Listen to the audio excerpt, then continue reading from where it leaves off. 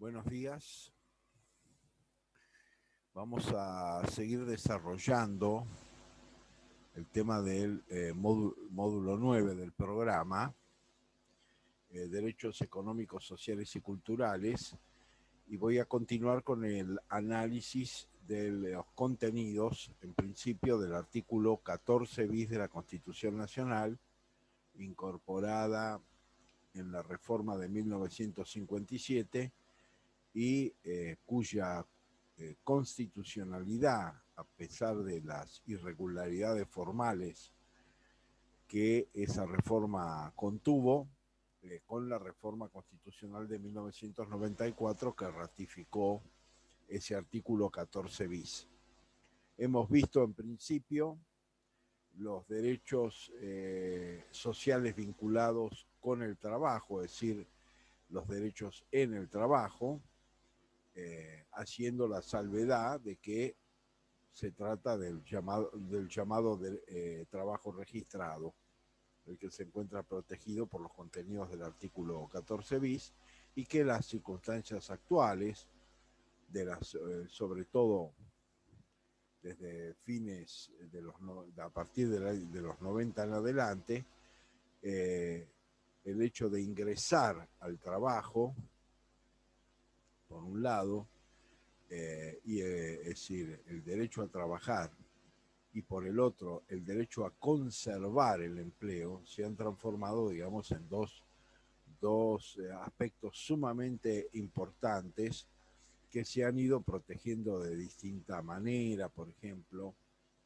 eh, una de las dificultades que se ha detectado es que justamente las personas jóvenes han tenido y tienen serias dificultades para la obtención del primer empleo, y entonces se han generado algunas políticas, digamos, que puedan facilitar esta posibilidad. Entonces, este es un ejemplo más de este aspecto que hemos analizado en la clase de ayer. Hoy vamos a entrar al análisis de la segunda parte, que es el derecho de los gremios. Y en el contexto de los derechos de los gremios, bueno, primero está el de asociarse libremente, como lo explicamos ayer, digamos, la última parte de la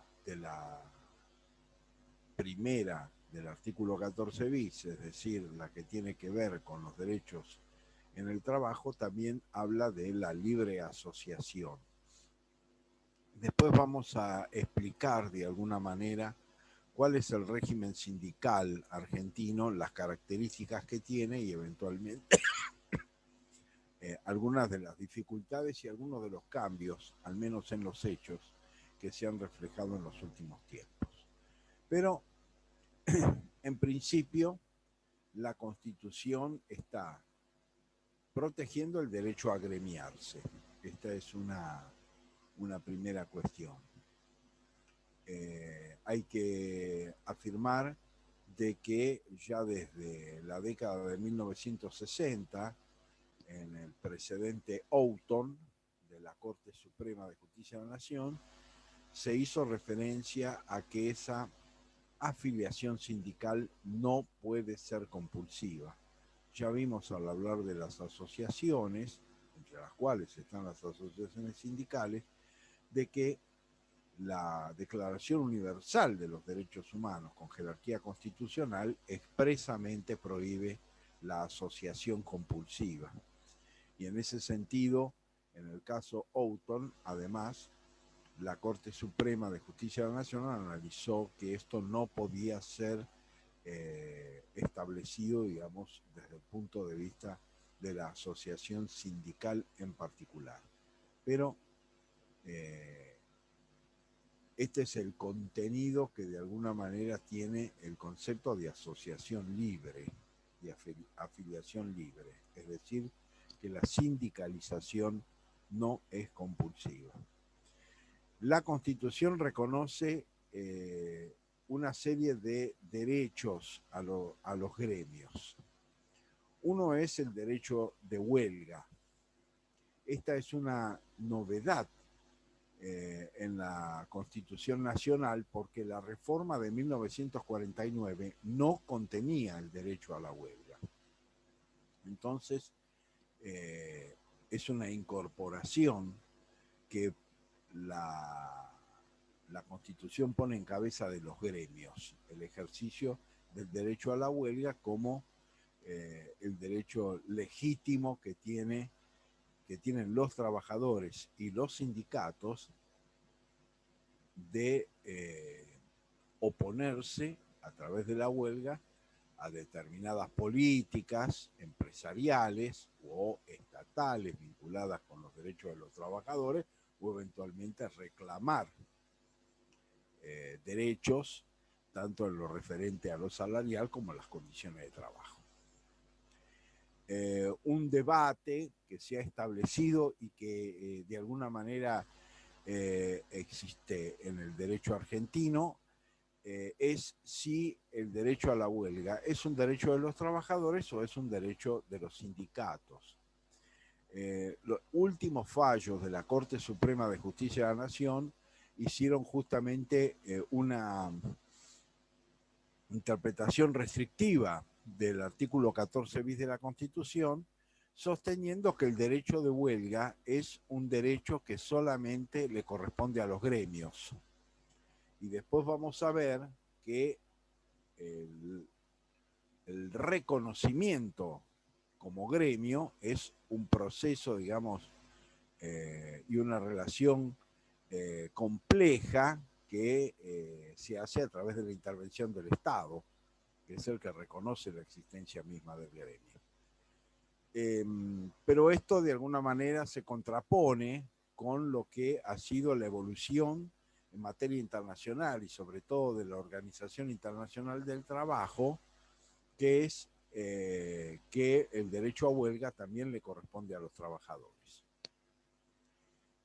Vuelvo a insistir, esto es una cuestión que está en debate porque se entiende que si bien la Constitución en su artículo 14 bis específicamente habla del derecho a la huelga como un derecho de las organizaciones sindicales, evidentemente en el sistema internacional esto se amplía, digamos, a los trabajadores porque además la asociación sindical también es libre. Es decir, que conforme la Organización Internacional del Trabajo pueden existir dos o más sindicatos representando al mismo grupo de trabajadores. Entonces, esto en la Argentina no es así. Después yo voy a explicar las características de la legislación nacional en este sentido y los motivos, las razones por las cuales está así regulado en el derecho argentino. Y por ende se considera, vuelvo a insistir, sobre todo, así como se considera la libre asociación de los trabajadores para la agremiación, lo que puede representar la existencia de dos o más gremios con la representación del mismo grupo de trabajadores, también se habla del derecho a la huelga como derecho del trabajador, además de la organización sindical. Y esto tiene determinadas repercusiones prácticas, porque si uno limita el derecho de huelga a los sindicatos y el derecho a la huelga está llevado adelante por trabajadores sindicalizados, aún sindicalizados, pero sin el consentimiento de la organización sindical a la que pertenecen, o trabajadores no sindicalizados, existe la posibilidad de que el propio Estado declare la ilegalidad de la huelga y como consecuencia de ello genere sanciones sobre quienes efectúan ese parate, digamos, esa huelga, llevan adelante esa huelga.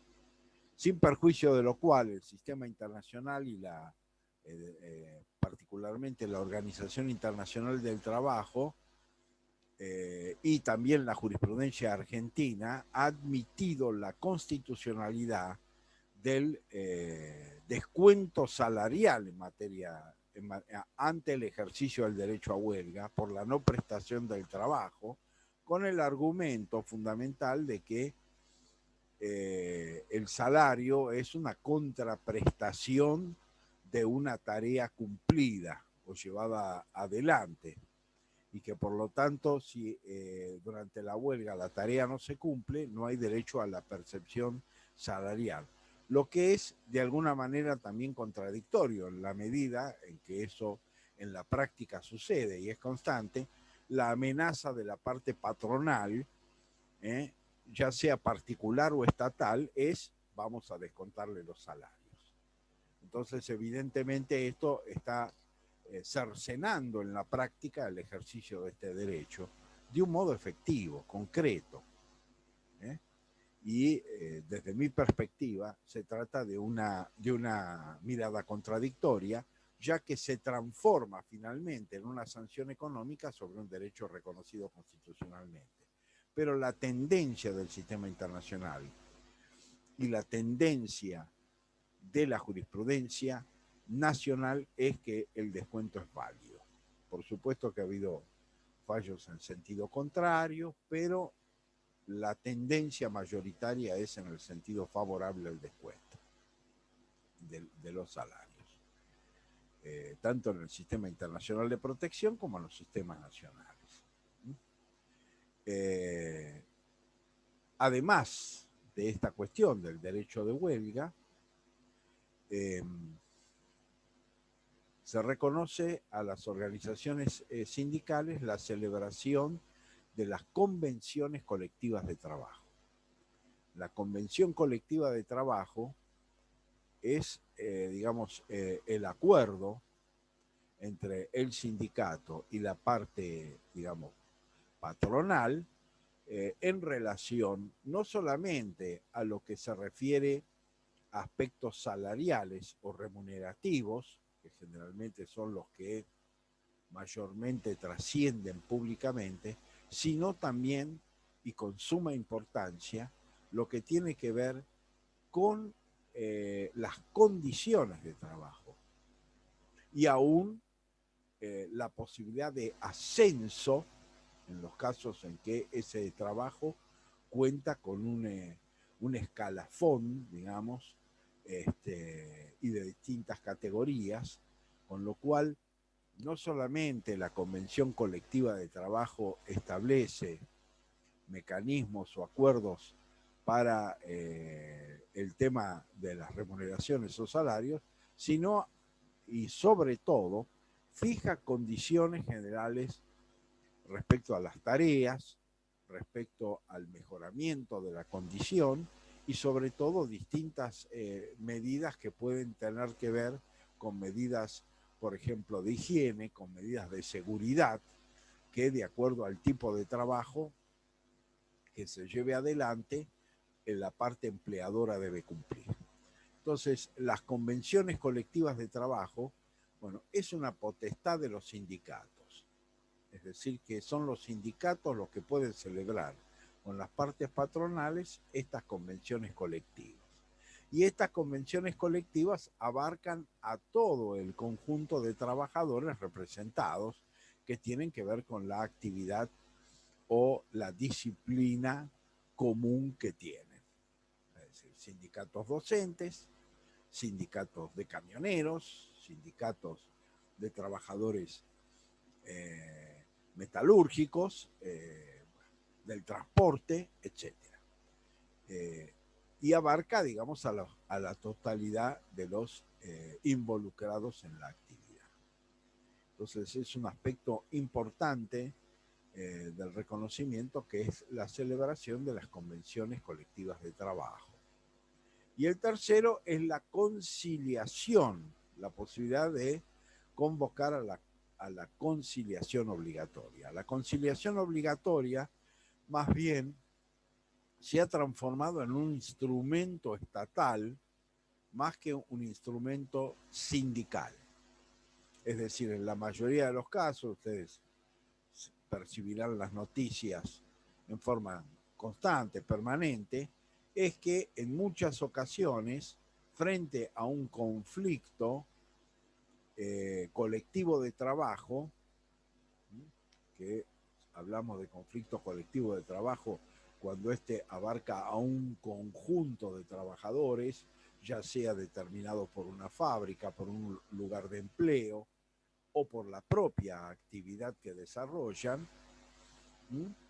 En general, ¿qué hace el Estado? Bueno, convocar a la conciliación obligatoria, porque si bien la conciliación obligatoria es un instrumento de los sindicatos, es decir, un derecho a los sindicatos, es también un instrumento del Estado, partiendo de la idea básica que comenzó a desarrollarse, sobre todo, digamos, en el radicalismo irigoyenista, pero que luego se profundizó durante el peronismo, de que el Estado actúa como mediador del conflicto entre capital y trabajo. Es decir, la figura de mediación estatal frente al conflicto que se puede generar entre capital y trabajo es lo que generalmente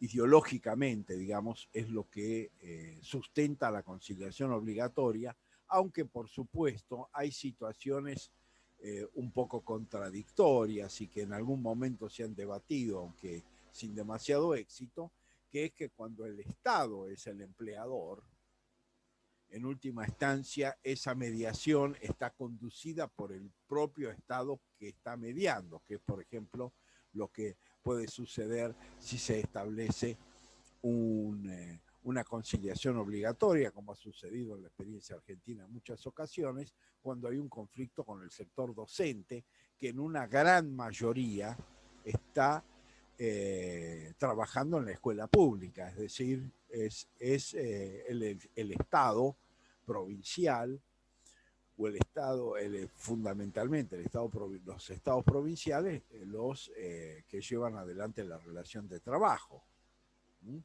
Entonces ahí aparece una situación que genera contradicciones, de que quien va a mediar, de alguna manera, también tiene intereses propios dentro del conflicto.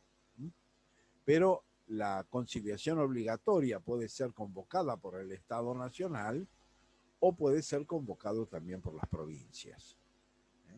Es una potestad que, o ya sea a través del Ministerio de Trabajo de la Nación o a través del los ministerios de trabajo de las provincias, de acuerdo, por supuesto, al carácter del conflicto colectivo de trabajo, se puede generar esa convocatoria. Pero en términos generales, digamos, la idea básica es la de poder mediador del Estado. Esta es la idea básica, aunque vuelvo a insistir en la cuestión de determinados conflictos en que un colectivo importante de los que están en conflicto, por ejemplo, llevan adelante huelgas prolongadas, por ejemplo, son trabajadores que están bajo la orden estatal, ¿no? El Estado es empleador. Pero esto se vivió, digamos, en algún momento, sobre todo cuando el conflicto, por ejemplo, el conflicto docente, a nivel de la provincia de Buenos Aires, era intenso.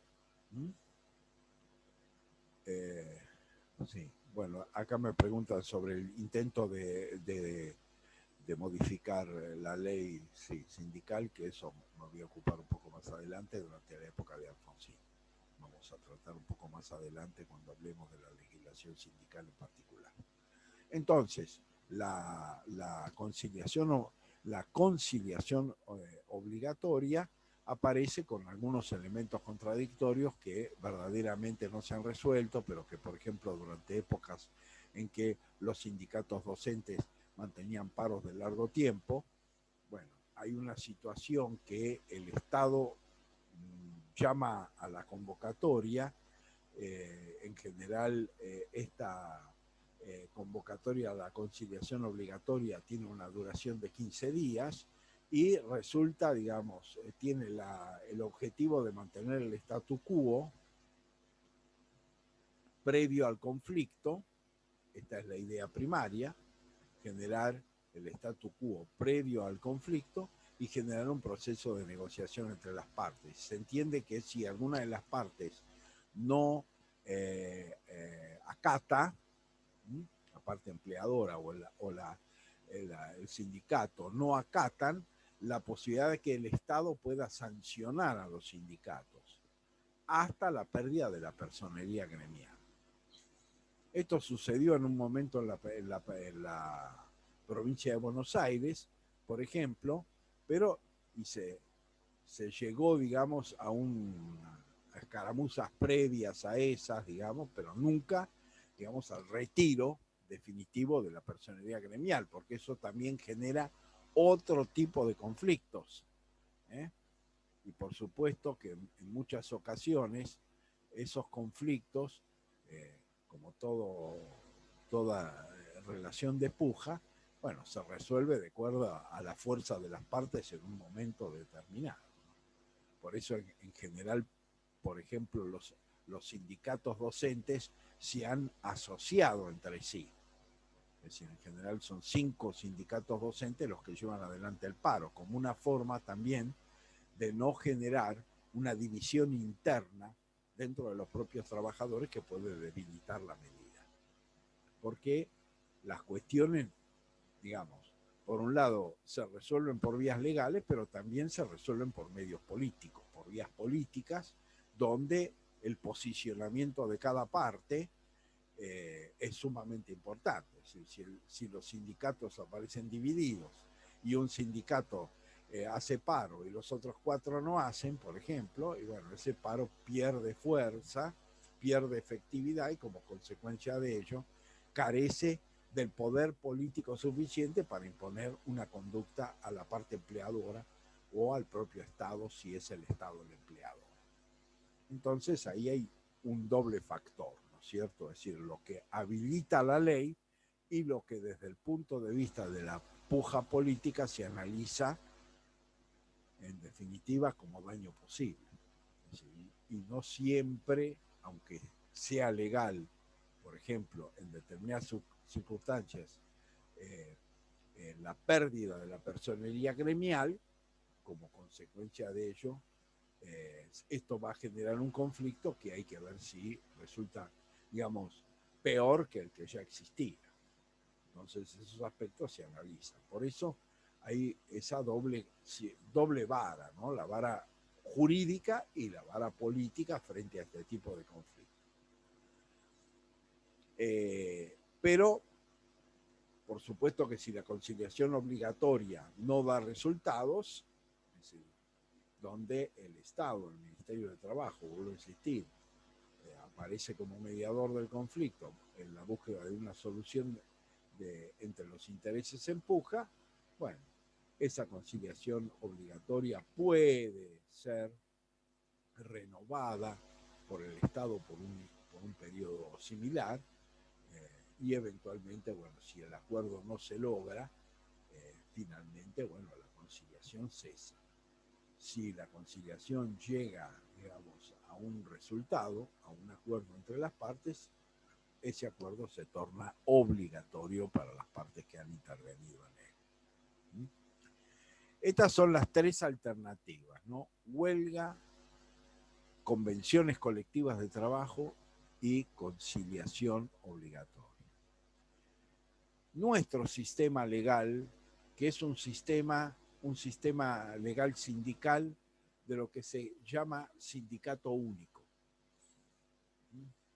Ese es un sistema sindical que fundamentalmente se desarrolló en el transcurso del peronismo, que es donde se consolidó el sindicalismo de estas características. Tengan ustedes en cuenta que en realidad el sindicalismo en la Argentina fue un instrumento de lucha de los sectores socialistas y anarquistas, fines del siglo XIX y las primeras décadas del siglo XX.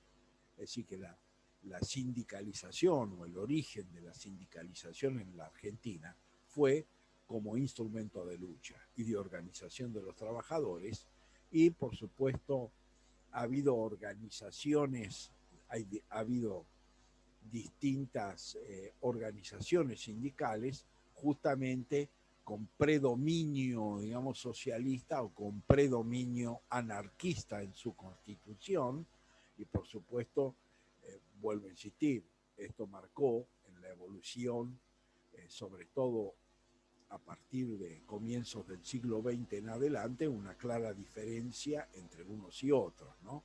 El socialismo o el Partido Socialista va a ingresar a la puja electoral, tal es así que el primer diputado socialista va a ser elegido en 1904 por la circunscripción del barrio de La Boca, que es Alfredo Lorenzo Palacios. Y en cambio el anarquismo, por una cuestión básica, ideológica básica, estaba contra el Estado. Es decir, que era una organización de lucha contra el Estado. Entonces, ese es el origen del sistema sindical argentino. Con el peronismo, este sindicalismo se fue transformando. Y el peronismo impuso de alguna manera la idea del sindicato único.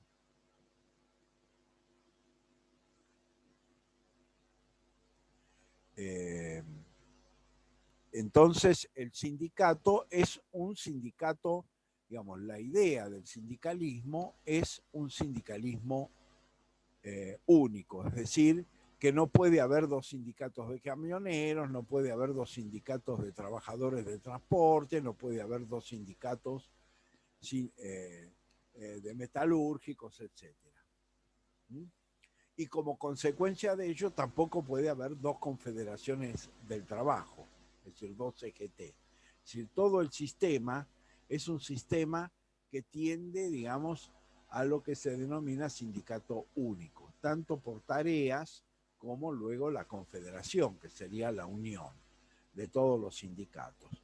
¿Cuál es el argumento más fuerte a favor del sindicato único? La posibilidad de que se negocie en una posición de poder que no tenga que ver con la situación particular de los trabajadores tomados individualmente. Es decir, un trabajador metalúrgico puede estar, o de transporte automotor, puede estar trabajando en una gran empresa o puede estar trabajando en una pequeña empresa. Y evidentemente el acuerdo que el sindicato va a celebrar va a ser beneficioso para ambos sectores. La contracara de esto fue que durante el menemismo, por ejemplo, se sostuvo la idea de generar convenios colectivos de trabajo por empresa, por ejemplo.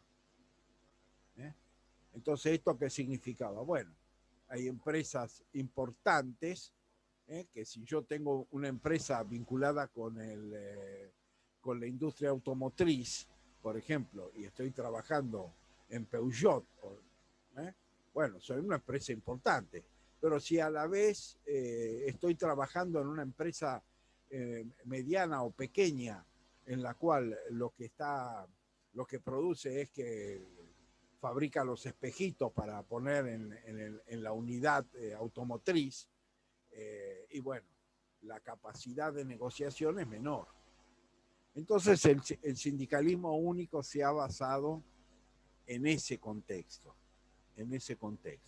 Eso, por supuesto, que no significa, como en distintas etapas, en distintas etapas de la Argentina, haya habido aún divisiones en los hechos de la Confederación General del Trabajo, es decir, que no trabajó unificadamente. Por ejemplo, durante la dictadura militar a partir de 1966, hubo un sector del sindicalismo representado por Timoteo Bandor, que fue colaboracionista con el gobierno.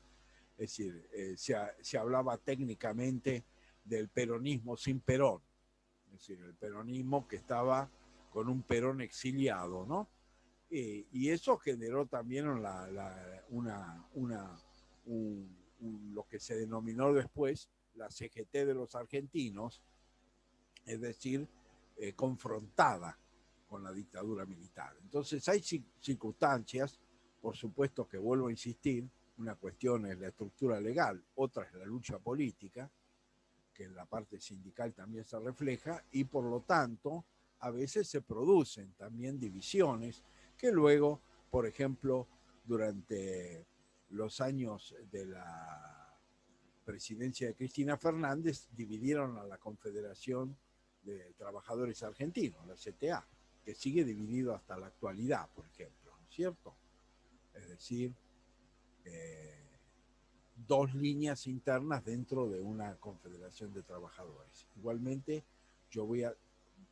una de las cuestiones básicas, por ejemplo, es que la CTA ha logrado reconocimiento político, pero no tiene reconocimiento legal como confederación de trabajadores.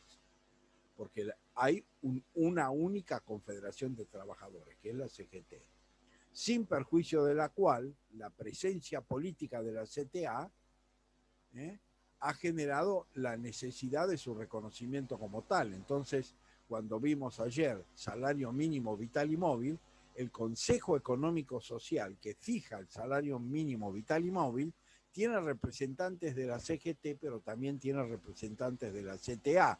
¿Por qué? Porque hay un número de sindicatos, hay un número de sindicatos que están en la Confederación de Trabajadores Argentinos.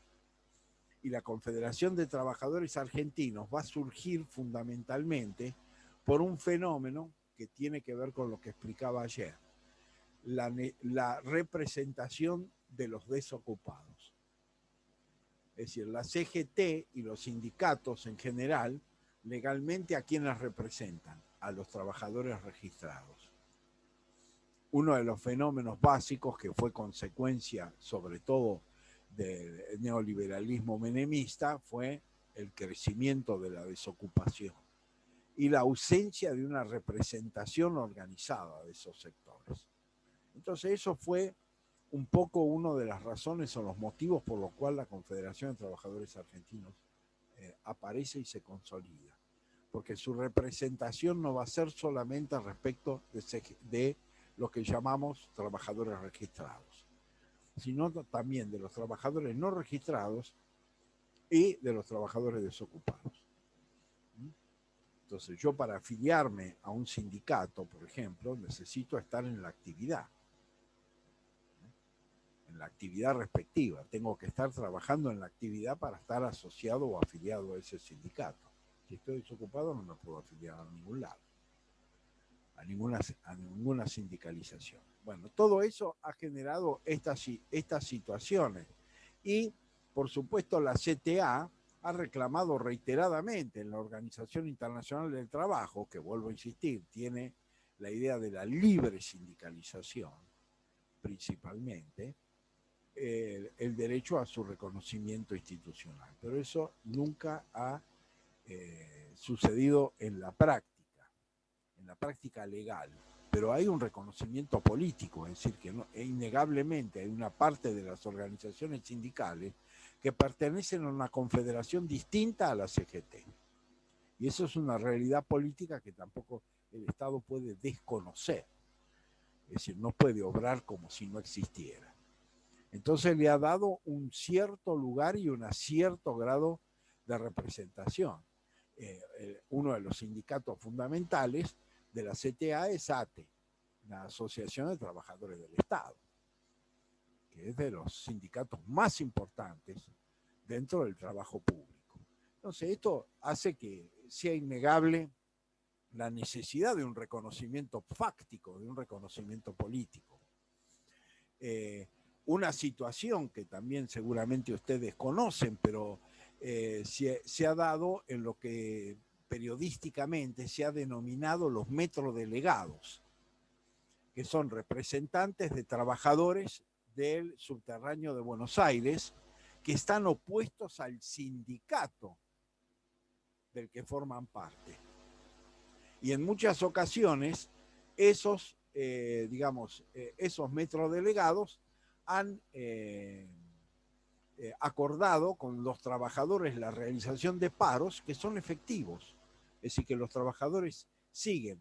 Y por supuesto que el Estado podría eventualmente declarar su ilegalidad. ¿Por qué? Bueno, porque no están solventados por el sindicato. Y por lo tanto no estarían protegidos por el artículo 14 bis de la Constitución. Pero esto no sucede. ¿Por qué? Porque hay una situación desde el punto del posicionamiento político donde esos metrodelegados han logrado una representación que no puede desconocerse y que eventualmente no se trata simplemente de reprimir a esos delegados. Se trata, en última instancia, de enfrentarse a un conjunto de trabajadores que están con ellos y que son mayoría. Entonces, esto quiero para que ustedes tengan una idea de que muchas veces las realidades político-institucionales no son afines totalmente a la realidad legal o a los objetivos legales.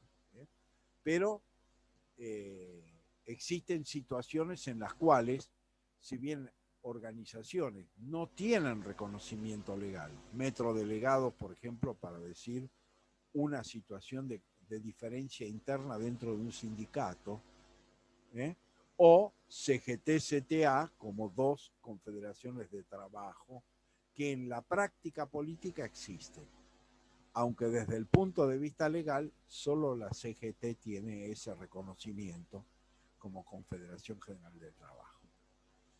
Entonces juegan otros aspectos que no son los estrictamente legales en este contexto. Bueno, voy a pasar a analizar algunas de las cuestiones que se me preguntan. Una es, bueno, ¿hubo un intento de reformar los sindicatos en la época de Alfonsín? Sí, lo hubo. Y lo hubo al inicio del gobierno de Alfonsín, a los comienzos del gobierno de Alfonsín. Una de los objetivos que se procuraban era sobre todo lo que se llama democratizar los sindicatos, es decir, una realidad que es absoluta y totalmente palpable, es que en general las autoridades sindicales se renuevan periódicamente, pero se repiten las figuras que están al frente de esos sindicatos durante largos periodos, a veces durante décadas. Entonces, la idea fundamental de esa reforma era generar una apertura de lo que serían las disputas internas dentro de los sindicatos, es decir, la posibilidad de generar distintas líneas internas, de poder facilitar, digamos, el debate y la disidencia política dentro de los sindicatos y con eso poder generar alternativas sindicales. Por otro lado, una realidad que también tiene que ver con la realidad política argentina, es que existe un conjunto de sindicatos, que es el otro debate, que se declaran peronistas. Es decir, que son las 62 organizaciones, lo que se conoce como las 62 organizaciones peronistas. Entonces acá también aparecía la cuestión del sindicato como representación neutra, es decir, de todos los trabajadores, más allá de un movimiento político, y otra cosa es la pertenencia al movimiento político y a la estructura política de un sindicato. Es decir, esto se dio eventualmente con la creación de las 62 organizaciones, es decir, que se llaman 62 organizaciones peronistas, por una parte, y por otra parte con la puja que se da constantemente en el ámbito político de que un conjunto de sindicalistas pretenden cargos como diputados o como senadores nacionales, etcétera, formar parte de la lista de candidatos de un partido político determinado, lo que va reflejando de alguna forma una pertenencia estructural a la fuerza política. Bueno, esta reforma procuraba también romper con esta posibilidad, pero la reforma fracasó porque fue rechazada por el Senado Nacional. Digamos, el proyecto de ley fue rechazado en el Senado Nacional porque, lógicamente, la estructura del Senado, en ese momento estamos hablando de un régimen por el cual había 2 senadores por provincia que elegían las legislaturas provinciales, eran mayoritariamente peronistas. Esta era la realidad de la composición del Senado Nacional, que hoy ha procurado menguarse por el hecho de que la elección es directa y hay 2 por la mayoría y 1 por la minoría, es decir, que el partido político minoritario también tiene una representación en el Senado. Bueno, esto en la época, digamos, anterior a la reforma del 94 no sucedía así. Es decir, eran las provincias, las legislaturas provinciales los que elegían a los senadores. Y los senadores además duraban 9 años en su mandato. Con lo cual, una vez que estaban elegidos, aún frente a cambios legislativos, bueno, no tenían demasiada significación porque continúan en el ejercicio de la función por un periodo muy prolongado. Hoy se reduce a 6 años. Entonces, bueno, eso también influía en la composición del Senado Nacional al momento de la votación. Bueno, entonces ese proyecto fracasó y por supuesto que fue un fuerte impacto político para el alfonsinismo porque, digamos, fue una derrota, como diríamos, una derrota inicial de un proyecto que se había sostenido, digamos, como necesario durante la campaña electoral, pero que después en la práctica no se pudo materializar. Tienen sindicatos como los peones rurales, pero tienen organismos como Sociedad Rural y la Mesa de Enlace. Bueno, esta es una cuestión también. Es decir, acá se plantea otra cuestión, que son los paros del campo y la relación con los trabajadores. Es decir, los trabajadores rurales tienen un sindicato. Es decir, el tema de la ruralidad es complejo. Ese sindicato es FATRE.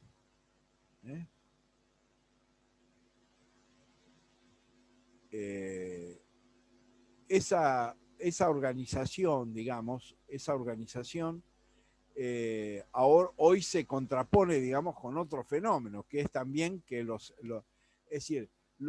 sectores, digamos, del poder económico también de algún modo se sindicalizan y se organizan.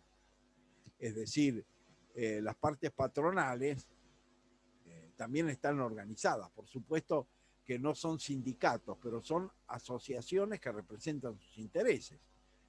Empezando por la Unión Industrial Argentina, que como ya expliqué, es una organización de industriales que a la vez tiene participación o representación del sector en el Consejo Económico y Social. Es decir, por supuesto que son asociaciones, son uniones. La unión, los constructores también. La Unión de la Construcción es otro ejemplo de esto.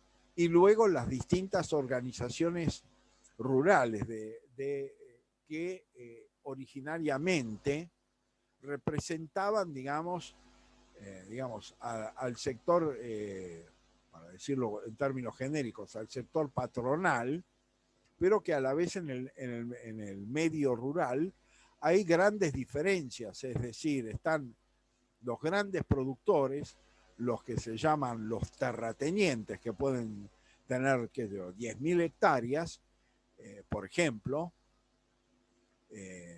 y después están en el otro extremo los llamados pequeños productores, es decir, quienes tienen 500 hectáreas o menos. Y la condición económica de esos sectores es muy diferenciada, muy distinta. Por ejemplo, una experiencia del famoso paro del 2008 es que mientras esos sectores se unieron, es decir, cuando en la práctica estaban también confrontados, porque evidentemente que el interés de la sociedad rural junta a los grandes productores del campo, lo que se ha denominado, digamos, la oligarquía rural, bueno, a los grandes productores del campo, Y otras organizaciones representan a sectores que tienen un poder económico muy inferior y en muchos casos hasta están condicionados a ese poder mayoritario, por ejemplo. Durante mucho tiempo, hasta que aparecieron en el campo las llamadas silobolsas, quienes tenían los medios eh, para poder guardar la cosecha, no eran muchos sectores, eran pocos, y por lo tanto el pequeño productor muchas veces se veía obligado a vender a un precio bajo al gran productor para no perder la cosecha. Y el gran productor podía esperar el mejoramiento del precio internacional para luego exportar. Y el pequeño productor no puede hacerlo. O tiene menos posibilidades de hacerlo porque tiene menos capacidad económica, porque depende de la venta de lo producido para poder volver a sembrar, etcétera, etcétera, comprar la semilla, bueno, los fertilizantes, etcétera. Bueno, todo eso durante el 2008, por ejemplo, se dio ese fenómeno que se mantiene hasta la actualidad, aunque no con la misma fuerza, digamos, pero que se mantiene la mesa de enlace, en que se unieron sectores que hacia el interior de los productores tenían y tienen grandes diferencias. Y por otro lado, lo que pasó desde el gobierno, cosa que ahora a partir de ese momento comenzó a corregirse, es que la 125 tenía un contenido común para todos. No se hacía una separación, una división respecto a qué productores, qué sí, qué no, el porcentaje. Eso se fue avanzando con el tiempo, porque justamente era establecer retenciones y por supuesto que esas retenciones para determinados sectores con menor poder productivo tienen un impacto económico mayor. En cambio, para el que produce mucho y exporta mucho, bueno, el impacto económico es menor. Entonces, estas situaciones, digamos, se han dado en particular. Otra situación es que el peón rural, digamos, en una parte de la relación entre trabajadores rurales y empresarios, es que mantiene ciertas características feudalizantes. Es decir, el hecho de lo que se llama, bueno, el trabajador golondrina, el trabajador transitorio, la persona que no está trabajando en forma permanente y constante, sino que es contratado simplemente al momento de la cosecha, al momento del sembrado, etcétera, etcétera. Esto genera un tipo de relación diferente, distinta a la relación o a la producción industrial. Y realmente, bueno, la primera ley de derechos del peón rural se dieron justamente durante el primer peronismo, digamos, ¿no es cierto? Entre 1946 y 1955, que es la primera ley del peón rural.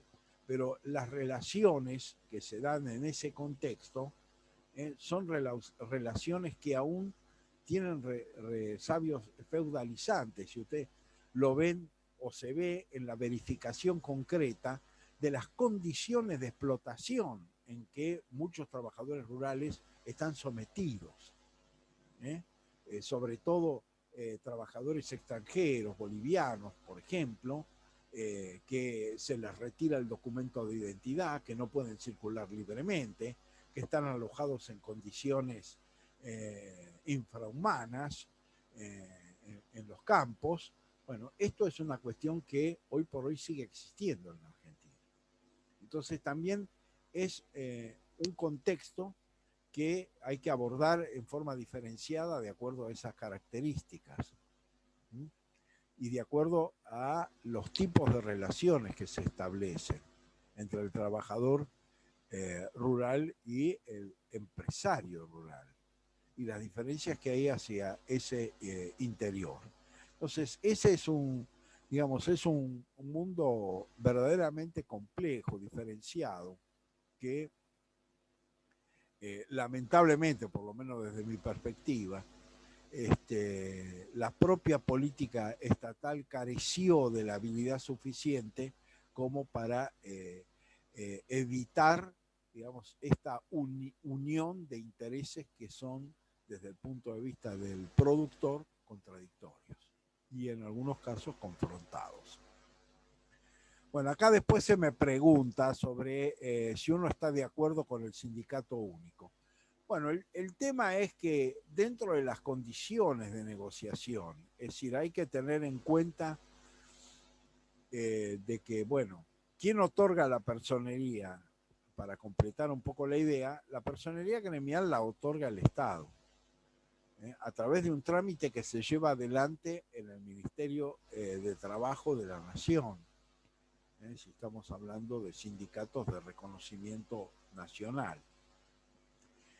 Y en general es un trámite que convoca a otros sindicatos existentes a fin de que manifiesten su oposición o no. Y por supuesto que a veces también hay conflictos de competencia entre sindicatos ya existentes. Por ejemplo, hace unos años entre el sindicato de comercio y el sindicato de camioneros respecto a los que hacen los repartos en los supermercados, que en principio están asociados al sindicato de comercio y que el sindicato de camioneros quería para sí, porque eran los que manejan camiones. Es decir, a veces también se dan entre los sindicatos competencias respecto al universo de trabajadores que deben ser incluidos.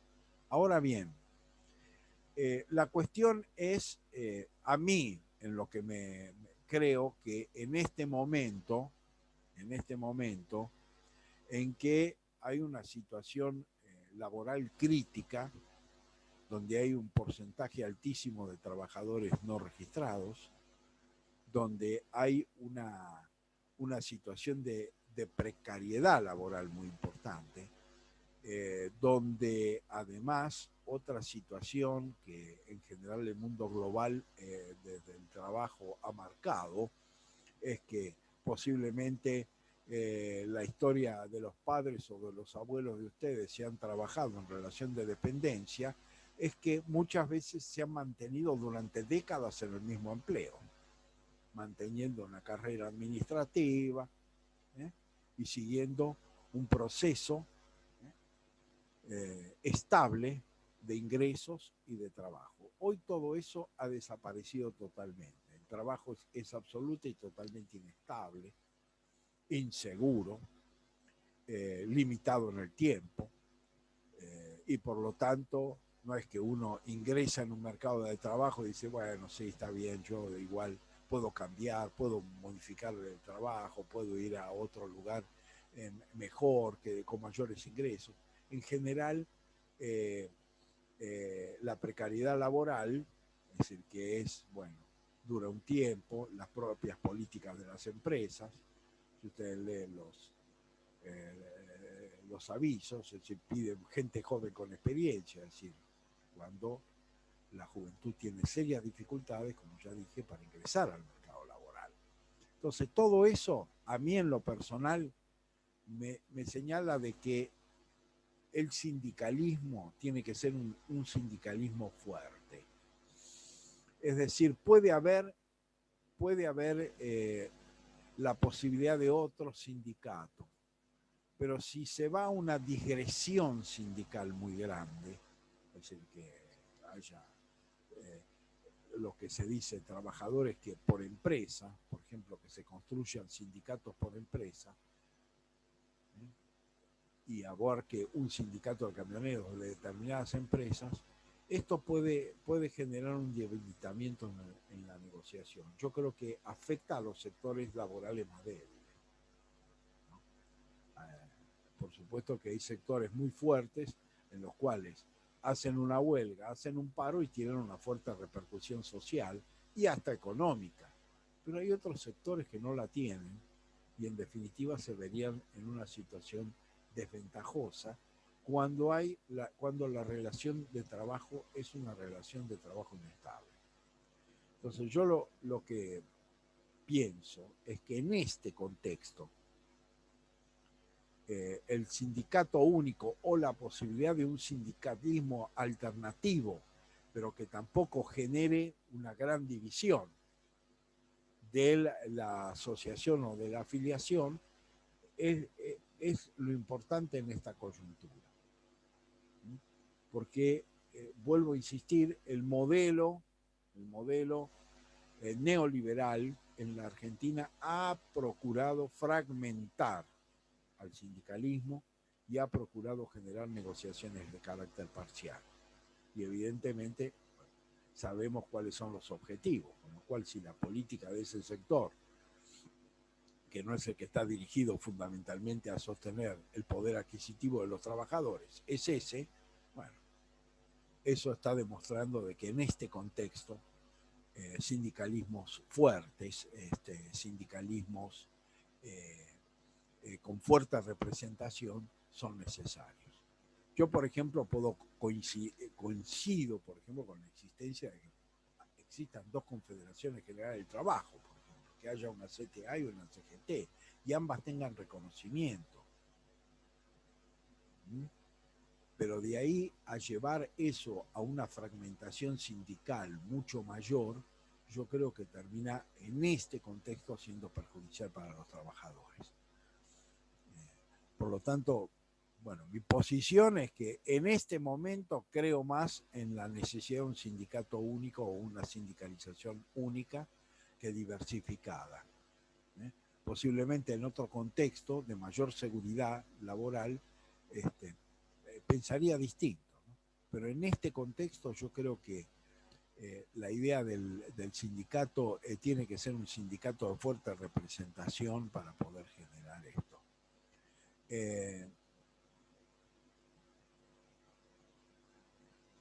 Bueno, no sé, acá habla, bueno, acá ya más o menos expliqué sobre la ley Mucci. Mi idea es que sí, el tema de la democratización de la sindicalización me parece posible y me parece necesaria. Y además se da esta, vuelvo a insistir, esta contradicción de que hay una serie o un conjunto de organizaciones sindicales que tienen una representación, una representación claramente política desde el punto de vista partidario, de formar parte. Porque una cosa es la ideología de un sindicalista, que todo sindicalista tiene ideología, y otra cosa es que ese sindicalista quiera formar parte de la estructura política partidaria. Son dos cosas para mí diferentes. Es decir, esta es una situación que en general para mí es contradictoria. Seguir siendo sindicalista y representar a un sindicato y a la vez ser diputado nacional para mí es contradictorio. Sí, porque o se es sindicalista o se está en el Estado legislando. Se es parte del Estado o se es sindicalista. Para mí eso es una cuestión fundamental, central. Es decir, son dos actividades que tienen que estar total y absolutamente independizadas, porque son sectores que hasta pueden estar confrontados. Vuelvo a insistir, el Estado es un fuerte empleador, no solamente el Estado nacional. En los estados provinciales son fuertemente sectores empleadores. Entonces uno forma parte de un lugar o de otro. Yo no desconozco o descarto que un sindicalista quiera ser legislador o quiera ser ministro de Trabajo. Bueno, pero se va a otro lado. Es eso. Pasa a representar al Estado y no al sindicato del cual forma parte. Y para mí eso creo que es, desde mi perspectiva, es necesario. Distingo esto de lo que es la ideología, porque una cuestión es que yo esté en un sindicato, tengo una determinada ideología, ya expliqué que el surgimiento del sindicalismo tenía un fuerte contenido ideológico desde la perspectiva socialista o desde la perspectiva anarquista, o a partir del primer peronismo, sobre todo una fuerte identificación con el peronismo. Pero una cosa es que ese sindicalismo forme parte de la estructura partidaria o que simultáneamente el representante sindical sea representante sindical y a la vez sea diputado nacional. Eso es una cuestión, o que haya una diferencia meramente formal, digamos, pide una licencia. Esas cosas yo personalmente no las comparto. Creo que son dos ámbitos diferenciados. Ahora, eso no significa que un sindicalista no pueda ser peronista ideológicamente, o no pueda ser socialista, o no pueda ser comunista, o no pueda ser anarquista. Eso es una cuestión, pero coloca al sindicato dentro de un contexto político-ideológico de acuerdo a su conducción ideológica y de acuerdo a quienes lo han colocado en ese lugar, que se parte de la idea de que es colocado en ese lugar democráticamente, con el voto de sus afiliados.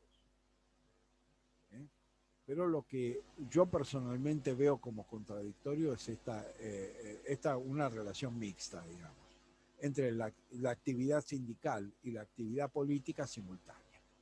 O pretender que el sindicato se constituya como parte estructural del movimiento, de un movimiento, como sería el movimiento peronista, ¿no? Esa es mi opinión en ese sentido. Bueno, el hecho de que si son, esta es una cuestión fundamental, ¿no es cierto? Los sindicatos, es decir, esta cuestión de la democratización de los sindicatos es sumamente importante porque, por ejemplo, los estatutos establecen la obligación de la afiliación y establecen la obligación de la afiliación por un tiempo determinado para poder participar. ¿Y qué es lo que sucedía en muchas ocasiones? Es la persecución. En la Argentina, muchas veces los sindicatos estuvieron asociados con las partes patronales para justamente expulsar de los sindicatos a determinados trabajadores que se consideraban oposición peligrosa. Entonces, justamente esto son toda una serie de situaciones que se han vivido en la Argentina. Es decir, una de las formas de que un sindicato se saque una oposición molesta es, bueno, vos no trabajás más. No podés ser afiliado porque no estás trabajando activamente en este lugar, no tenés una actividad afín con el sindicato y por lo tanto no formas parte de él. Esto se ha desarrollado muchas veces en la Argentina, esta persecución política. Y sobre todo cuando, bueno, se da hacia el interior de los sindicatos las confrontaciones político-ideológicas que son, por supuesto, lógicas y razonables, ¿no? Hacen a la democratización. Hay democracia sindical si hay diversidad ideológica y diversidad de proyectos como consecuencia de esa diversidad ideológica. Esto es, cuando hablamos de democratización, hablamos de eso. Bueno, muchas veces los sindicatos y los empresarios se asociaron para sacarse de encima a los sectores molestos. Y eso se vivió muy fuertemente en la Argentina durante la década del 70, por ejemplo. Muy fuerte y muy claramente. Cuando se estableció esta confrontación, digamos, de izquierda y derecha, aún dentro del propio peronismo, esa situación fue bastante común. Es decir, bueno, los estatutos fijan limitaciones, fijan condiciones que no son fáciles de reunir para poder participar de las elecciones. En algunos casos fijan pisos para la participación de las minorías o son de lista completa y por lo tanto no hay representación de las minorías, aún obteniendo determinado piso. Bueno, todas esas cosas hacen sobre todo a una democratización que a mí me parece necesaria.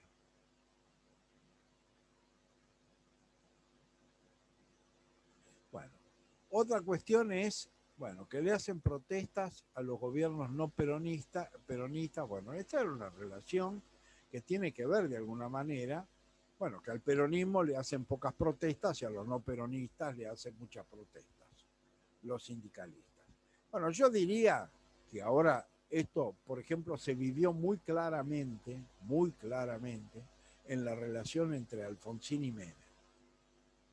Es decir, Alfonsín hicieron un conjunto de paros generales, la CGT, que después durante el menemismo, dentro de las políticas de privatización, por ejemplo, que generaron pérdida de puestos de trabajo, sucedió lo contrario. No solamente pocos reclamos, o poca reacción por parte de los sindicatos, sino que además, en algunos casos, los sindicatos se asociaron a esos procesos de privatización. Es decir, se transformaron de alguna manera en empresarios. Se transformaron de alguna manera en empresarios, y esto se visibilizó en la Argentina con el famoso caso de muerte de trabajadores, digamos, de sectores opositores, en la cual los propios sindicalistas aparecían, digamos, como empresarios, asociados a los procesos de privatización. Entonces ahí se reflejó con toda claridad, para mí, esta diferencia que acá se marca, ¿no? En que no peronistas, una posición de enfrentamiento, de confrontación, que por supuesto se generó también por este proceso de reforma fracasado, además de las condiciones económicas que fueron difíciles y sociales, durante sobre todo la última etapa del alfonsinismo, los últimos años del gobierno alfonsinista, y luego lo que sucedió con ese proceso de privatización, que vulgarmente llamaba vender la joya de la abuela. Bueno, eso los sindicatos actuaron de un modo fragmentado, de un modo parcial, y terminaron favoreciendo los procesos de privatización con las consecuencias de empleo que se produjeron, ¿no? De desocupación, etc. Hoy por hoy yo veo un sindicalismo aún mucho más conciliador. Si uno analiza la posición del sindicalismo con el actual gobierno y la posición del sindicalismo con el gobierno de Macri, creo que hubo 2 paros generales en el gobierno de Macri de la CGT, si no recuerdo mal. Es decir, a pesar de los problemas, a pesar de los índices de desocupación, a pesar del proceso inflacionario galopante, la CGT no tuvo una conducta de confrontación con el gobierno macrista. Todo lo contrario. Tuvo más bien una conducta negociadora, salvo situaciones extremas donde las cosas, evidentemente, las evidencias eran eran palmarios respecto a los perjuicios que la clase trabajadora sufría. Pero realmente yo creo que en esta etapa, bueno, se da todavía un sindicalismo mucho más conciliador de lo que se dio, digamos, en la primera etapa de la recuperación democrática, donde sí la diferencia peronista-no peronista marcó claramente. Yo creo que la relación del sindicalismo con Menem, la relación del sindicalismo con Alfonsín son ejemplos incontrastables. Pero si uno analiza la relación del sindicalismo con Macri y la relación del sindicalismo con Fernández, es mucho más difícil ver grandes diferencias. Es decir, yo creo que hay en ese sentido es que el sindicalismo tiene una conducta mucho más conciliadora. Que esto no significa que sea lo mejor o lo correcto, ¿no? Pero que esas diferencias no se aprecian con la notoriedad que podía advertirse, creo yo, durante esa primera etapa de recuperación democrática entre 1983 y 1990. 99. Bueno, vamos a tratar de cerrar este tema del, del artículo 14 bis hablando del tema de el sistema previsional argentino. ¿Qué dice la Constitución Nacional? Dice: el Estado otorgará los beneficios de la seguridad social, que tendrá carácter de integral e irrenunciable. En especial, la ley establecerá el seguro social obligatorio, que estará a cargo de entidades nacionales o provinciales con autonomía financiera y económica, administradas por los interesados con participación del Estado, sin que pueda existir superposición de aportes. Jubilaciones y pensiones móviles, la protección integral de la familia, bueno, después la defensa del bien de familia, la compensación económica familiar y el acceso a la vivienda digna. En materia de seguridad social, en principio habla del carácter integral e irrenunciable. Es decir, que los beneficios, lo segundo es bien claro, es decir, los beneficios de la seguridad social no pueden renunciarse. Es decir, es un derecho que no se puede renunciar. Es decir, yo no puedo renunciar a cobrar, por seguir trabajando, renunciar a mi derecho a jubilarme, por ejemplo.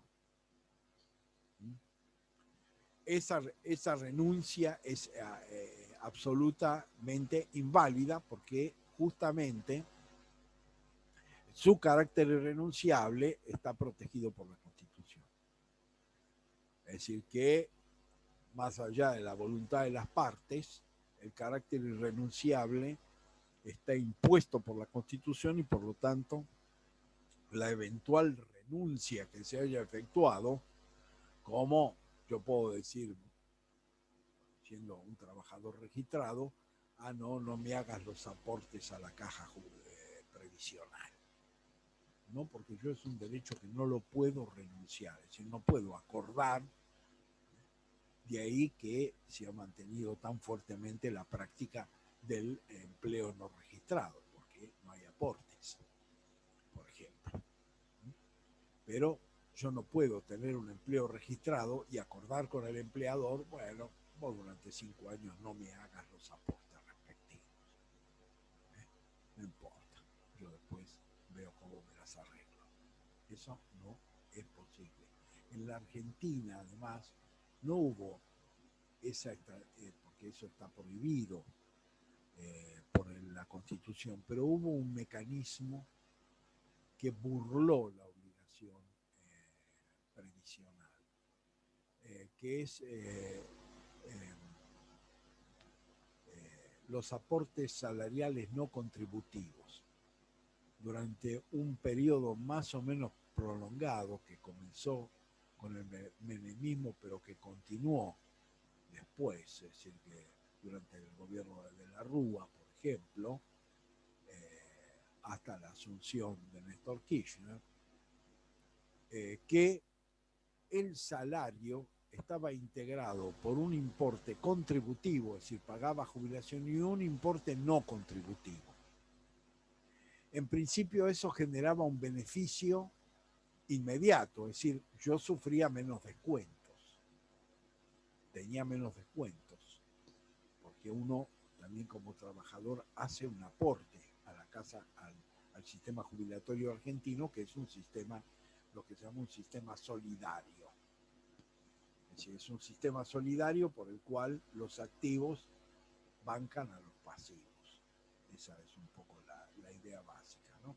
Es decir, es el aporte de los activos lo que hace posible la jubilación de quienes están cumpliendo los requisitos legales para poder obtener el beneficio de la jubilación. Ahora bien, dentro de ese contexto hubo todo un periodo, sobre todo, vuelvo a insistir, de la política neoliberal, en el sentido de que una parte del salario se acordaba como importe no contributivo. Entonces eso en principio era beneficioso porque, y bueno, a mí no me descuentan, pa. Pero cuando yo me jubilaba, yo ganaba 1.000 y me jubilaba por 300. ¿Por qué? Porque lo contributivo hacía el porcentaje de mi jubilación y lo no contributivo quedaba excluido. Y tal es así que los primeros años de la actividad sindical posterior al 2003 fue fundamentalmente blanquear el salario, es decir, que todo lo que integra el salario fuese contributivo, porque eso generó un beneficio falso, porque las personas, hubo dos situaciones en esa época que resultaron absolutamente, digamos, espejismos. Uno es ese, no me descuentan, gano más, qué bueno, qué bárbaro, fenómeno, pero después yo me tenía que jubilar. Y entonces después digo, ¿cómo? Si yo gano 1.000 y tengo derecho al 70% móvil, de acuerdo a la ley, tengo que ganar 700. No, gana 300. ¿Por qué? Porque acá usted más del 50% lo cobraba como no contributivo y no aportaba a la caja respectiva. Bien, eso se transformó en un fantasma, en un espejismo. Lo segundo fue los retiros voluntarios. La privatización se hizo sobre la base de recursos, de bonos, préstamos, etcétera, que después generaron su caos en el 2001, generaron en la crisis económica del 2001, se pagaban retiros voluntarios, es decir, se pagaba una indemnización si vos te ibas voluntariamente del trabajo. Entonces la gente pensaba, bueno, son 30.000, 40.000 pesos, era plata, nominalmente hablando, pero ¿qué pasó? El dinero se consumía y el retorno al ámbito laboral se volvía complejo. Porque fue un proceso justamente de transición de muchos trabajadores estaban hace 10 años o 20 años trabajando y como consecuencia del retiro voluntario recibían una buena indemnización. Pero después tenían 55 años, 50, y no podían volver al mercado laboral. Por lo que dije antes, joven con experiencia. Mayores con experiencia no. Y eso es una exigencia del mercado laboral que viene de hace tiempo. Entonces, ¿qué pasó? También se transformó en un espejismo, un beneficio que terminó siendo un gran perjuicio y que generó toda una política de excepción, digamos, ¿no? La posibilidad de jubilarse sin contar con la totalidad de los aportes obligatorios y estando sometido a un descuento de la jubilación percibida como compensación de lo no aportado. Y esas leyes de excepción jubilatoria fueron necesarias justamente por estas consecuencias. Porque el que se había retirado a los 50 o 55 años no llegaba a la edad con aportes. Y máximo en un sistema de cálculo donde los últimos aportes son los que se priorizan, los de los últimos años. Y los últimos años no tenía ni trabajo ni aportes. Y no se podía jubilar. Entonces fueron situaciones que realmente afectaron duramente, digamos, duramente en este caso, a la posibilidad de acceso al beneficio jubilatorio y las condiciones de acceso al beneficio jubilatorio. El segundo elemento, la segunda característica, es el carácter integral, es decir, que debe cubrir la totalidad de las necesidades básicas de los jubilados, que es otra situación conflictiva en la Argentina desde hace muchos años, en la medida en que la base jubilatoria es baja y por lo tanto aun cuando las políticas estatales sostengan actualizaciones por sobre la inflación, pongámonos en esa posición, que no siempre es así, por supuesto, pero pongámonos en esa posición de que van por sobre la inflación. La realidad es que el piso salarial de un jubilado es muy bajo, poco más de 20.000 pesos por mes, y evidentemente esas actualizaciones siguen estando por debajo de la línea de pobreza, aun cuando esos niveles de actualización se establezcan. Por eso, hoy por hoy, por ejemplo, como es el defensor público de los jubilados, lo que ha reclamado permanentemente es también una suba de ese piso, una actualización de ese piso, porque si no la condición de los jubilados, aún frente a estas actualizaciones que pueden hipotéticamente superar la inflación, siguen estando por debajo de los niveles de pobreza que el propio INDEC marca como ingresos básicos para no ser pobre, y está rayando la indigencia. Entonces esto es verdaderamente, digamos, una realidad que afecta a la integralidad del beneficio jubilatorio en la práctica, porque se entiende que es integral en la medida en que cubre la totalidad de los beneficios que los jubilados tienen. Y es por eso que fundamentalmente se ha compensado esto en algunos periodos por beneficios otorgados por la obra social de jubilados destinadas al otorgamiento de medicamentos sin costo. Que eso también ha ido variando en el tiempo, pero que pretenden compensar esta situación. Pero la realidad es que la integridad sufre una afectación concreta vinculada con esto, ¿no? ¿Cuáles son los pisos sobre los cuales se termina calculando el ingreso del jubilado? Después, la ley establecerá un seguro social obligatorio que estará a cargo de entidades nacionales o provinciales con autonomía financiera y económica, administradas por los interesados con participación del Estado, sin que pueda existir superposición de aportes. Es decir, que se aporta, digamos, a un seguro obligatorio que puede estar establecido a través de empresas nacionales como a través de empresas provinciales, digamos, ¿no? Administradas por la nación o administradas por la provincia. Existe lo que se llama el seguro obligatorio, que es la ley 26.061, que es la que fija este seguro de carácter obligatorio. A la vez, una situación que también se vive desde hace muchísimos años en la Argentina, el Servicio Social de los Jubilados y Pensionados, que se conoce como PAMI, en realidad hace años que está intervenido por el Estado. Es decir, la ley que regula la obra social de jubilados y pensionados establece que van a ser los propios jubilados y pensionados los encargados de su administración. Bueno, eso se ha desvirtuado con el tiempo, se ha transformado, digamos, el PAMI está intervenido por el Estado, por lo tanto es el Estado Nacional el que decide quién conduce PAMI y quién dirige PAMI.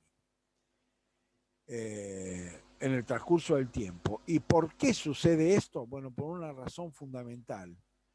PAMIS tiene el presupuesto más alto del presupuesto nacional.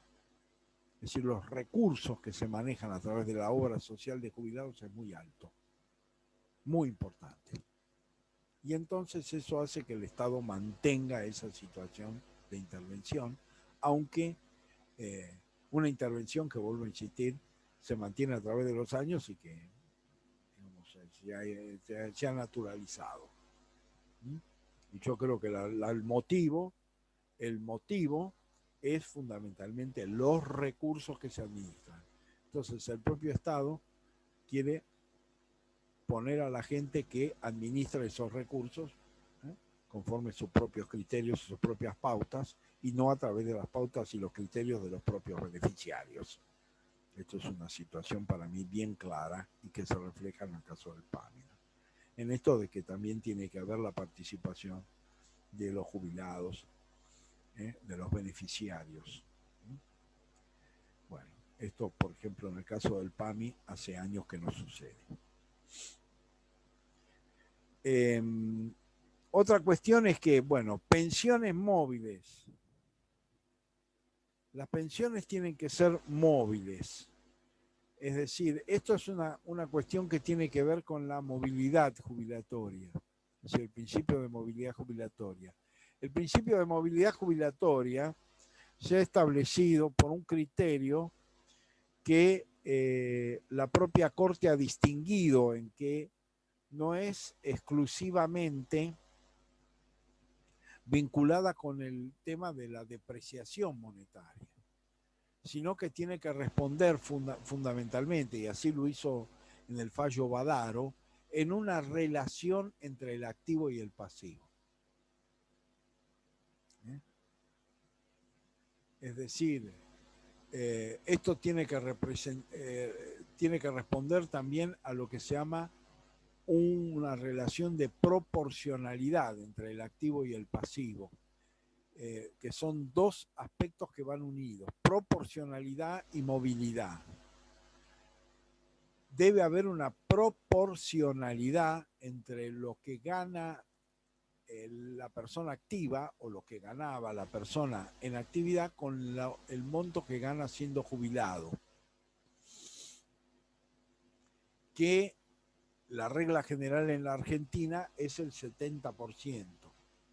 70%. La excepción es una reivindicación del sector de los jubilados de mucho tiempo, que es el 82% móvil. Es decir, ¿qué significa? ¿82% de qué? 82% del ingreso del activo. Por lo tanto, lo que la Corte ha fijado como mecanismo de movilidad en Badaro, que ya lo hemos visto, es la relación entre el crecimiento del salario del activo y la movilidad jubilatoria de quien es titular de una jubilación o de una pensión. Porque la movilidad está vinculada con la proporcionalidad, y para mantener la proporcionalidad, la movilidad debe seguir la evolución de los salarios activos. Bueno, en la Argentina ese tema ha sido objeto de un permanente debate. Badaro es consecuencia de ese debate. No se dictaba una ley de movilidad, y finalmente la ley de movilidad que se dictó en su momento, durante la presidencia de Cristina Fernández, es una fórmula compuesta donde no solamente interviene el activo, digamos, la evolución del salario activo, sino también el tema de otros parámetros como la recaudación previsional. Bueno, entonces, todos esos factores, bueno, han generado una fórmula compuesta que de alguna manera se reformó durante el macrismo y ahora se retomó en una reforma más actual de ese régimen previsional. Pero en realidad la fórmula directa de la sentencia de Badaro no es la que rige. Es una fórmula compuesta, y por eso también se han generado demandas en el sistema, contra el sistema previsional, por las diferencias entre esos índices y el promedio de movilidad de los salarios de las personas activas. Pero son dos factores que están vinculados además con el principio de integralidad. Es decir, la jubilación es integral en la medida en que guarda una proporción con el ingreso del activo y tiene una movilidad consiguiente que ayuda a su mantenimiento. Entonces, Esos son contenidos propios de, del régimen que la Constitución establece y que, como vimos, el propio texto del artículo 14 bis establece está redactado en términos imperativos, en el sentido de que la ley debe asegurar determinados derechos y garantizar determinados beneficios. Por último, existe el tema de la protección integral de la familia, que es lo que se llama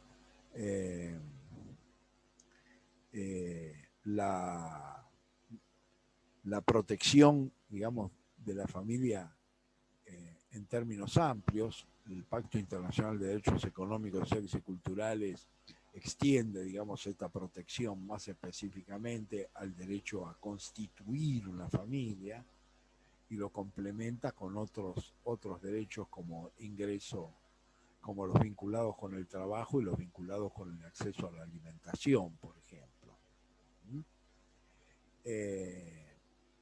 La defensa del bien de familia, que es una realidad que ya hace años que existía previo a la reforma de 1957, que era la posibilidad de poder inscribir como bien de familia un bien inmueble en el cual habita el grupo familiar, a fin de evitar su ejecución o su pérdida por deudas. Entonces, ¿esto qué significa? Bueno, la posibilidad de que ese bien figure como bien de familia, por lo tanto no pueda ser afectado por las deudas posteriores a la inscripción que se podían generar. Por supuesto que la contracara es que si uno tiene inscrito un bien como bien de familia, no lo puede ofrecer como garantía, digamos, ¿no? Por ejemplo, pedir un préstamo en un banco y no puede ofrecer ese bien como garantía porque el banco eventualmente frente a la deuda no lo puede ejecutar. Pero la idea del bien de familia, que luego se ha incluido también, era una ley especial, pero ahora está incluida en el Código Civil y Comercial actual, bueno, justamente tiene la idea de que lo que se llama el domicilio familiar se encuentre protegido. Y por lo tanto, un bien pueda colocarse en esa condición para que quienes cuentan con un techo no lo pierdan. Después está la compensación económica familiar, que es lo que se conoce como salario familiar,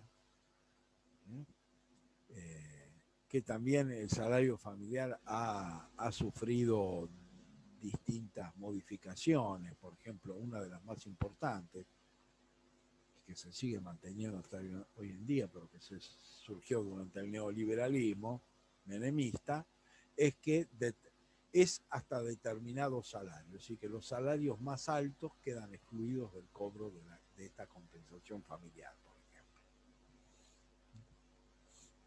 Es decir, que no lo cobra, digamos, todo el mundo. El segundo efecto que se ha generado es que durante el menemismo, lo que pasó con el salario mínimo vital y móvil, y también pasó con la compensación familiar, se mantuvo congelada. Entonces fueron importes ridículos. O sea, durante el menemismo, no sé, por hijo era 60 pesos, creo, una cosa. No, cifras ridículas. Que realmente el beneficio se había evaporado. En la práctica se había evaporado. Esa es la realidad. Y vuelvo a insistir, aun cuando eso se ha ido recuperando, porque lo mismo sucedió con el sistema jubilatorio, que se congeló por la ley de convertibilidad, fue lentamente recuperándose, hay determinadas exclusiones que se siguen manteniendo hasta hoy en día. Y por último está el acceso a la vivienda digna, que de alguna manera vamos a analizar en la clase de mañana, porque las convenciones internacionales de derechos humanos, principalmente el Pacto Internacional de Derechos Económicos, Sociales y Culturales, bueno, han precisado los contenidos de lo que se entiende por vivienda digna y por los componentes y las características que la vivienda digna debe tener, que no solamente están vinculados con las características constructivas de la vivienda, así que lo que dice el Comité de Derechos Económicos, Sociales y Culturales, no se trata de tener un techo sobre la cabeza, es decir, debe reunir determinadas características y determinadas condiciones la vivienda, sino también el entorno en que la vivienda está ubicado, es decir, acceso al transporte, acceso al trabajo, acceso a la educación, lugares de esparcimiento público, familiar. Bueno, todo eso forma parte del concepto de dignidad y hoy está, digamos, mucho más precisado por el Pacto Internacional de Derechos Civiles y Económicos, Sociales y Culturales, que justamente precisa de un modo concreto esa situación. Bueno, dejamos aquí y nos vemos en la clase de mañana, donde vamos a tratar de dar conclusión a este capítulo del programa vinculado con derechos económicos, sociales y culturales y refiriéndonos un poco al ámbito de las convenciones e instrumentos internacionales de derechos humanos jerarquizados.